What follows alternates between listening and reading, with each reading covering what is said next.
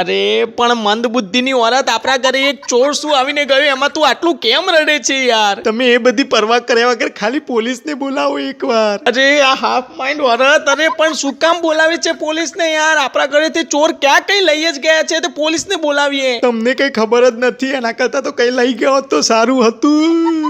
અરે પણ તું બસ તો ખરા, એવું તો શું થઈ ગયું છે કે તું સવારની ઉઠી ત્યારનું તને આ રડવાનું ભૂત વર્ગ્યું છે યાર? અરે ક્યાં ગયા મહેતાજી? અરે અમારા ઘરે ચોરી થઈ, અમારા ઘરેથી સોનું લઈ ગયા, અમારા પપ્પાના કપડાં પણ લઈ ગયા, અને 1 રૂપિયાની ને 2 રૂપિયાની અમે ચિલ્લર ભેગી કરી હતી એ પણ લઈ ગયા. લે જો આમના ઘરેથી તો કેટલું બધું લઈ ગયા છે, શર્માજીની ચડ્ડી પણ નથી બાકી રાખી એમ કે છે આ. અને તમારા ઘરેથી શું લઈ ગયા એ તો કહો તો મને રાહત મળે થોડી. અરે મારા ઘરેથી તો 50 પૈસા પણ નથી લઈ ગયા, કઈ હોય તો લઈ જાય ને, અહીંયા ખાવાના ખોખા નથી ને તો પણ ખબર નહીં આ ગોકર ગાય સવારની રડ જ કરે છે, ખબર નહીં એવું તો શું લઈ ગયા છે એ લોકો આનું. અરે પણ એવું તો શું લઈ ગયા છે તારું કે તું આટલું બધું રડે છે? મારે આટલું બધું ગયું તો પણ હું આટલું નથી રડી. અરે તો આપણા ઘરેથી ચોર લોકોને કઈ મળ્યું નહીં એટલે સાલાઓએ મને ગાલ ઉપર પપ્પી કરીને ભાગી ગયા.